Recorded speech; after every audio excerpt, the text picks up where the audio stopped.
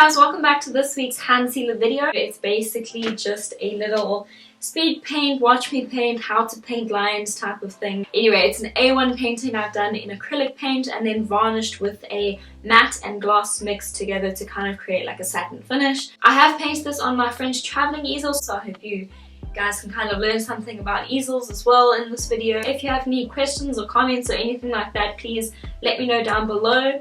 Cool, hope you guys enjoy. To start this painting, I primed it with a white acrylic gesso. Gesso basically acts as another layer on top of the canvas and basically prepares it for paint to be accepted onto it. This canvas actually doesn't need gesso because it is pre-primed, but I always like to use gesso as it creates a nice textured surface.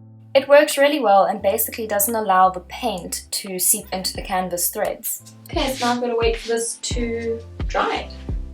And then I go in and I create a grid on both my reference image and on my canvas. And then what I do is I pick out key points on my reference image and I transfer those or apply them onto the canvas. Because I'm not actually transferring or projecting my reference image onto the canvas, I have to mark it out. I like to spend a lot of time on this grid and planning and drawing everything on, because if I can draw it all to scale and in perspective in the original first steps of the painting process, it just saves a lot of time later not having to go back and change things and move things so that they all fit nicely on the canvas. Now that I've sketched on my image, I am ready to start with my base layers.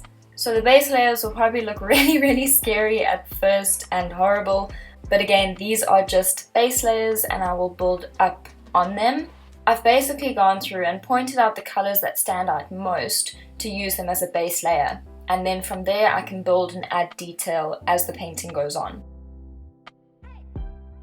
I've decided to do this painting in acrylic, which is a water-based paint. It dries extremely fast, so you have to work very quickly.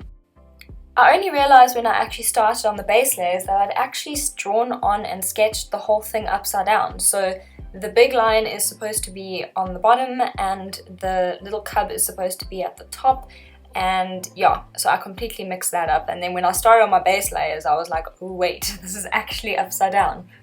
Anyway, you guys are also going to see me wearing a lot of different clothes throughout this video because I painted it over a couple of different days.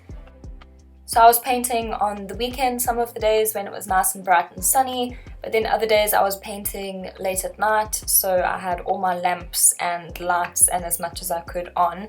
Obviously there has been load shedding as well, so that's why I tried to paint more on the weekends and then I can just like spend a whole bunch of hours on it. Over here I got rid of that green because I didn't like it, and also I realized that if it is going to be kind of like a reflection, there was no green on the other side of the image, so I was like, so that's why I painted over that. But again, that's the thing I love about painting, is like you can kind of shape how it goes and it doesn't have to be set in stone, and if you don't like something you just paint over it. Like, I don't know, no hard feelings.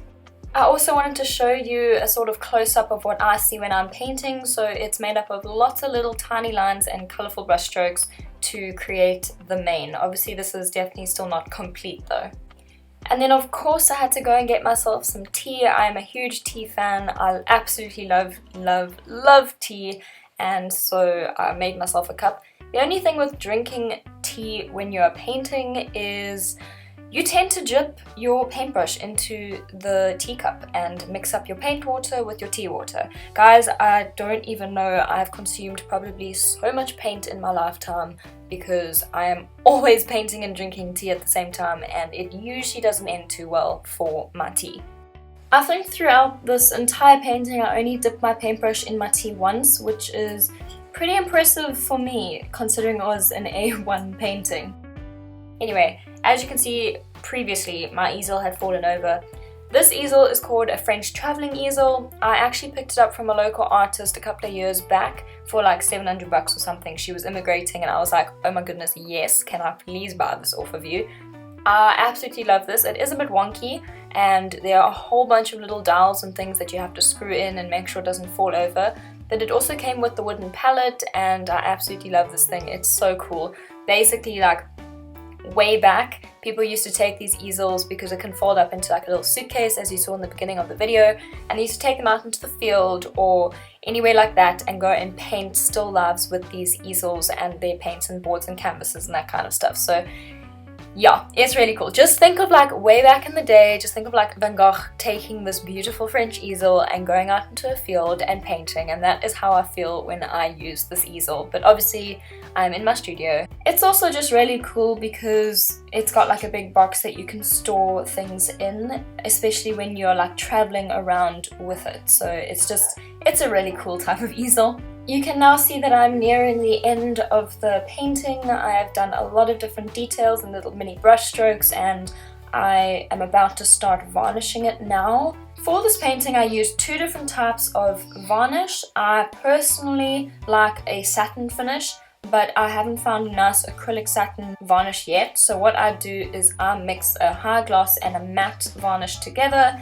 and then that creates this beautiful sort of satin look and feel. But again, this is just complete personal preference. There's nothing wrong with gloss, nor is there anything wrong with matte.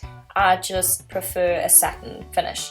So I laid the painting down horizontally, flat on my desk, and then just went in a general brush sweep stroke across the whole canvas. I did 2 layers of varnish, and there's a 4-hour dry time between each layer. When you varnish, you have to make sure that your paint is 100% bone dry beforehand.